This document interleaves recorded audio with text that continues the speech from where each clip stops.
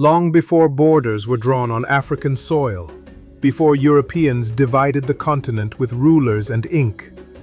People moved like water, ancient, proud, and resilient.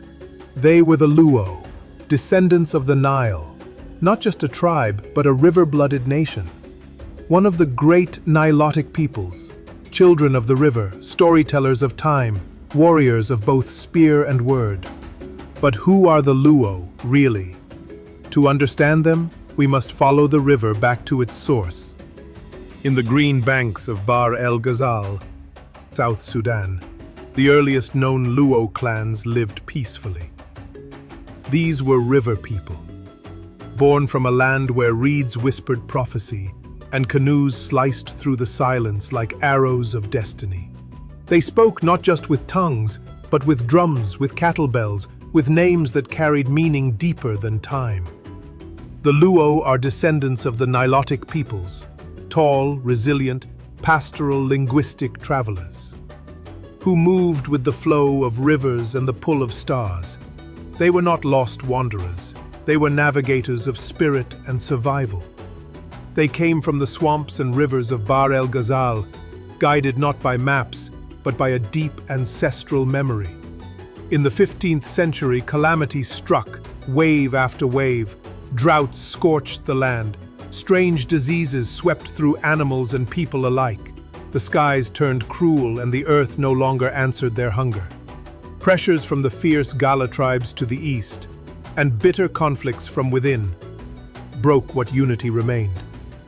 And so, the Great Dispersal began. Some drifted north, becoming the mighty Shilluk. Others journeyed east to form the Anuak. Still more wandered through the highlands, slipping past the Agoro Hills and into northern Uganda. But the heart of the Luo, the main group, followed the Nile southward, step by step, until they came to Pubungu, near modern-day Pakwach. There, at the meeting place of waters and destiny, their story would take root. But every migration has a spark. At Pubungu, beside the Nile's restless waters, the people rested. But peace was short-lived. Leadership passed into the hands of a great patriarch, Oluwum, whose sons would soon reshape the fate of their people. Oluwum had two sons, Labongo and Gipi. One day, Labongo's spear, a weapon of great significance, was borrowed and lost by Gipi. The loss of such a symbol was not just clumsiness, it was a shame, an affront. Labongo demanded its return. Gipi, desperate to prove his worth, braved the wilds and retrieved the spear, but at great cost. Time passed, but bitterness does not die easily. In a cruel twist, one of Labongo's children swallowed Gipi's precious beads, heirlooms that could not be replaced. Gipi, cold with vengeance, ordered the child cut open to retrieve the beads. A child.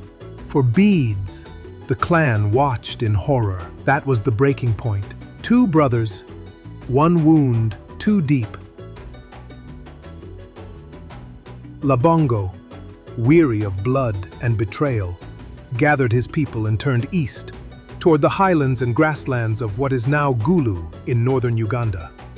There, his lineage laid roots, and from his line emerged a proud people, the Acholi. Gipi, grief burned in his chest. Fury tightened his grip. He marched west, beyond the Nile, into the lands we now call West Nile and part of Congo. His descendants became the Alu, fierce, resilient, and shaped by sorrow. But the river of Luo migration did not flow in one direction. From Pubungu, another group broke away, a quieter movement, but one that would reshape the very politics of a future kingdom. They journeyed south, settling in the region now known as Pawi, where today the Bagungu people dwell. Among them was a smaller, ambitious clan, the Biito Luo. Their leader, Isingoma Mpuga Rukidi, a name that would echo through time. They did not come with war or conquest. They came with tact, and in Bunyoro they settled peacefully. Rukidi and his followers merged Luo traditions with local customs, and from this fusion, a new dynasty was born. The Babiito dynasty, a ruling class with Luo blood in their veins, but power drawn from the throne of a new kingdom, Bunyoro Kitara. By the dawn of the 18th century, the bigger group of Luo had firmly rooted themselves in the heartlands of Acholi. But they were not alone. There they encountered an older presence, the Lango, who had lived in Acholi for nearly 2 centuries before. Two mighty cultures met on the same soil, and soon tension rose. The clashes pushed the Lango southward, toward the wetlands of Lake Kyoga. But even in separation, the two peoples remained bound by blood and proximity. The Acholi and Lango continued to trade, marry, and share language. And slowly, the Lango shed pieces of their old identity. They let go of their Ateke tongue and adopted the Luo language. And so, in the great mosaic of East Africa, another thread was woven, blending language, culture, and blood. But as the great Luo dispersal unfolded, not all took the same path. One group settled among the rolling hills of southeastern Uganda. They became known as the Japadola, people of the south. They held on to their language, Dapadola, and preserved their Luo roots amidst Bantu neighbors. Further east, along the swampy banks of Lake Kyoga, another branch emerged, the Kumam. Though they later absorbed elements of the Ateke culture, the blood of the Luo still flowed through their veins. These communities, the Padola, the Kumam, and others, remained anchored in Uganda, but a bold group, the Jo Luo, pressed further south. They were restless, visionary, carried by the echoes of ancestral prophecy. At their helm was a legendary leader, Ramogi Ajwang. Guided by ancestral wisdom and the memory of Nile waters, he led his people across the savannas, past mountains, rivers, and dense forests, into the lush hills of what is now western Kenya. Their footsteps finally halted at a sacred place, a hill rich with memory and spirit, Ramogi Hills. And there, the Jo Luo declared, "This is home." When the Jo Luo reached the shores of a vast lake, the water seemed to go on forever. They called it Nam Lo Lue. Today it is known as Lake Victoria. But to the Luo, it was more than a lake. It was memory. It was fish, fertility, family. Here, under Ramogi Ajwang's leadership, the clans settled. In Sakwa, Alego, Asembo, Uyoma, Karachuonyo. The clans spread.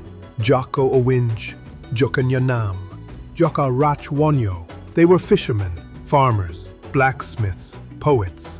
They built homesteads. Dala, ruled not by kings but clan elders, Ruoth. Justice came from consensus, leadership from wisdom. Age was the crown. And their language? Doluo, a song in itself, a tongue of the Nile soaked in metaphors, rich in orature. Luo society was a tapestry of clans, each tracing descent through patriarchal lineage but deeply respectful of maternal ties. Marriage was not just between lovers but families. Clans married outside themselves, a practice of exogamy, ensuring diversity and preventing inbreeding. Dowries were paid in cattle, not bought, but given, a gesture of respect. Naming ceremonies, tooth removal rites, and bull sacrifices marked life's milestones. Spirituality was rooted in the sky and the grave. They believed in Juk, the creator spirit, and honored ancestors through Tero Buru, death rites, Kira, curse, taboo, and sacred dances. Women were the heartbeat of the home. Men, the voice of the clan. Children, the future of the ancestors. Children learned from fireside tales, not from scrolls. Wisdom passed from lips to hearts. A Luo name is never random. It tells the hour of birth, the season, the weather, the circumstances. Omondi, born in the morning. Atieno, born at night. Odiambo, born in the evening. Each child is a timekeeper of history. They lived with pride and unity. Then came the British. Drawn by the railway, the Lunatic Express, they entered Luo lands not with dialogue, but with guns. In 1896, British forces aided the Wanga kingdom against the Luo. Hundreds died. More perished in cattle raids led by Sir Charles Hobley. The elders, seeing the bloodshed, chose survival. They negotiated. They adapted. By the early 1900s, colonial chiefs replaced traditional Ruoth. Luo youth were recruited into colonial schools, missions, and labor. But not all bowed. Ochieng Ger fought with fire. Oginga Odinga fought with wit, founding Lutatco, printing radical papers, educating his people. Tom Mboya, son of Rusinga Island, became a trade unionist, Pan-Africanist, and a martyr.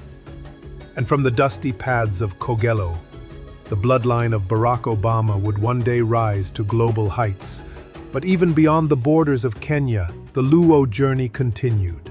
A determined group carrying the fire of Ramogi and the memory of Nile waters pressed further south into what is now northern Tanzania.